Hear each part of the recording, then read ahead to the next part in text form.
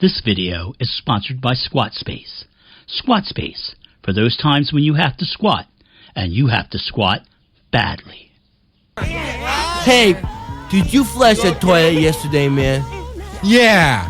Alright, then you gotta clean it up, man. Why, man? Man, you know we're not supposed to flush the toilet, man. You caught me having some wine. Hey, greetings, gherkins, gherkettes, and gherkaholics. Hello. It's kind of late on a Saturday night. I was working on bookbinding over this way. Learn how to work your hands, Rodney. That's not even the right hand. That's the right hand.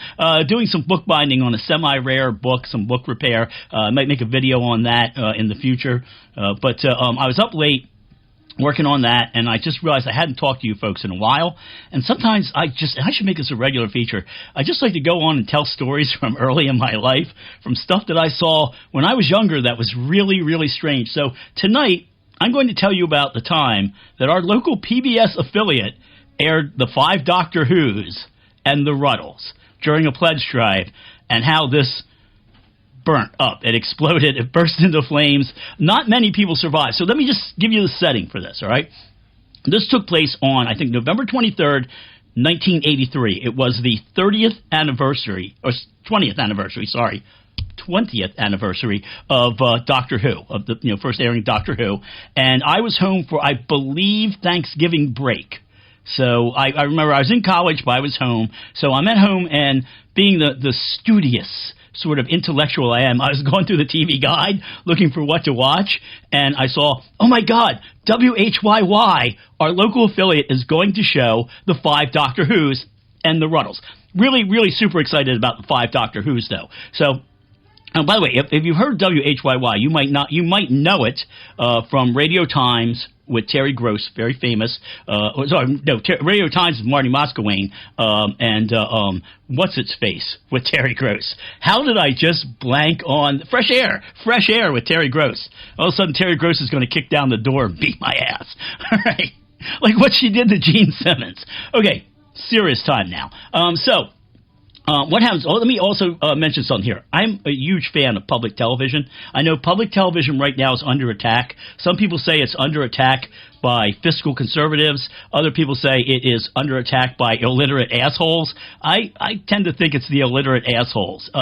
I have a lot of fond memories, really fond memories of watching Monty Python with my mother when I was younger. And my mom and I will talk about this all the time. I will be on the phone with my mother, who's 86 years old, and she will make a Monty Python reference. And it just fills me with joy. And we learned about Monty Python because we would watch PBS. That's also how we found Doctor Who, Blackadder, all this good stuff. So my mother, by the way, we were once in a grocery store. I think might have told the story before, but my mom was pushing the grocery store cart, and I'm hanging around with her. I'm like 11 or 12 at the oldest, and this woman's talking to her about what TV shows she watches, and they're all awful. And my mom says, well, we love Monty Python, and the woman's horrified. It was like my mom had killed a child in front of her or something. The woman's like, I would never let my family watch that. And my mom's like, yeah, because you're the sort of people that they're making fun of. And the woman goes, exactly. And I remember I'm like soaking this all in. I'm going to start laughing my ass off any minute now. So it was one of those things my mom did that was above my pay grade. So I really like that. All right, so I see this. Now I'm home from college. So I call up all my high school friends that I used to play Dungeons and Dragons with, watch Doctor Who with, all those nerds. Because at this point, they're all in college to do things that made them all millionaires later. But we all get together. I say, everybody come over, we're going to drink beer, we're going to watch the 5 Doctors, great reunion of the 5 Doctors are reuniting. And I remember my friend Craig Siggis, I think before I had hung up the phone, I think Craig was already in the door with like a case of beer under each arm. So we're all set. We're all going to settle down to watch Doctor Who. They also had a weird little documentary about Doctor Who. I think it might have been locally produced or something, but yeah, it added to what's about to happen.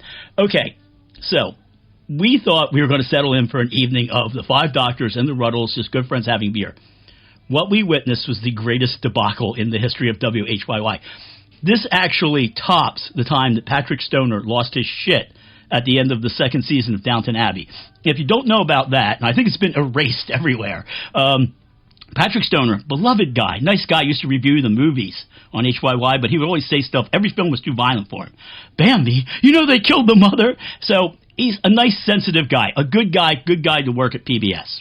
So he had flown back, and he was a big Downton Abbey fan. Now, at that time, I was busy, before Twitter turned into Sucks, or X, or whatever they call it, I used to tweet regularly to Downton Abbey. I was like the regional smartass for that, and WHYY would repost my tweets. So they were in on the joke, too. So, Patrick Stoner, I'm watching this finale, and I'm tweeting along, and Patrick Stoner has flown back, and he didn't know one of the main characters died. And he starts losing his shit on the air. He is like, no one told me this guy. And everybody's like, whoa, somebody get that man a Xanax. All right, this tops that. So, again, okay, it's November 23rd, 1983. All my friends are at my house. You've got the idea of what's going to happen. So, they bring out I think it's like the station president and the station manager. I don't know. Whoever was the senior of these gentlemen, because it had to be the senior one, had brought his son along to help him MC this event. And his son, I swear, was a clone of Eddie Deason. Now, there's a good chance that some of you might not know who Eddie Deason is. Eddie Deason had a little part in Grease. He's the best part, and this is a great film, 1941. It's my favorite Steven Spielberg film. Eddie Deason is the guy up in the Ferris wheel with the mannequin. Holy shit, the mannequin's right. The dummy's right. It is, he's got the ventriloquist dummy. It's an incredible part. But Eddie Deason is like Jerry Lewis Jr. or something. Like, and that's exactly what this kid was. He was exactly, when I say kid, he might have been late teens, early 20s, couldn't be much older than that, certainly didn't act much older than that, but he began doing things like sort of insulting and challenging the phone bank volunteers. Now, they had a whole bunch of phone bank volunteers who were from a local Doctor Who fan club. So they're all, they've got the scarves, the hats, and this is before the fezzes. And they're all sitting there answering the phone. They're doing what they're volunteers. And he's walking up to them while they're trying to do this. He goes, I bet you don't know how long Tom Baker's scarf was. I bet you don't know. And he's just like, and the guy's father's indulging him. He's got a mic on him. And we're all sitting at home going, I would knock that guy out. So that's bad, okay? Now, the station, I'm going to say that the Eddie Deason is the son of the station president, although I could be wrong, and the other guy's the station manager. The big sort of heavy-set, more muscular guy is the station manager, and the station manager is looking on in horror. He's just seeing pledges just fly out the window and go away. So at one point he walks up to one of the volunteers and he says, well, by the way, I don't know if I mentioned this before, but if you never saw The Five Doctors, Tom Baker gets stuck under a fence, and he's not really in it much. But anyway, so everybody's already kind of in a disappointed mood. Oh, he walks up, the station manager, in an attempt to draw attention away from Eddie Deason, walks up to one of the phone volunteers. He's got a mic. He says, so, was that a pledge for a lot of dollars? And he puts the mic by the volunteer, and the volunteer goes, no, that was just some kids trying to be funny. And the guy goes, God damn it! God, they told you not to say stuff like that. We trained you. And I'm like, oh my God. He's going to rip the head. And this is just a few minutes into having to deal with this Eddie Deason kid. I mean, I can't do justice to how annoying this kid was. So, what happens is they're also going to have the Ruddles. So they come back from like a pledge break, and the station manager or whatever reminds the audience, us watching at home, that they're going to be showing the Ruddles. Now, he apparently knows nothing about the Ruddles. He believes that Beatles fans are tuning in to watch the Ruddles. Beatles fans hate the Ruddles. People like me who love the Ruddles, we hate the Beatles. But he doesn't know what's going on.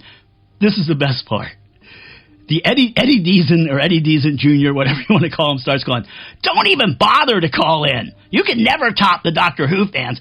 Just turn your TVs off now. And again, the station manager is just getting ready to kill him. He sees all this money flying out the window, like all these Beatles fans going, well, that's it for me for the evening, and turning off. So he walks over and he picks up a phone, or he actually picks up one of the phones, says, hello, HYY, Five Doctors pledge.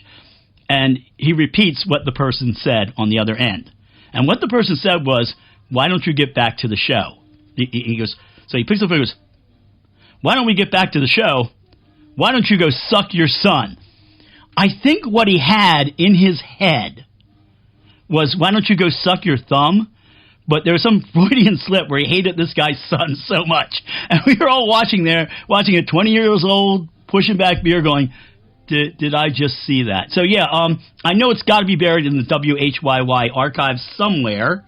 Hopefully one day it will reemerge. And I'm hoping it is exactly as I remember it, because what lives in my memory is just the Eddie Deason kid was just so goddamn annoying. He would just, like I say, he burst in with Doctor Who facts. Did you know Doctor Who's TARDIS is approximately 8.5 feet tall, but of course it's bigger on the inside? Ah! And the guy's father thought he was charming, but no, he wasn't. So but much love to everybody out at WHYY. At one point they were having a pledge drive and they were looking for ideas how to increase viewer membership.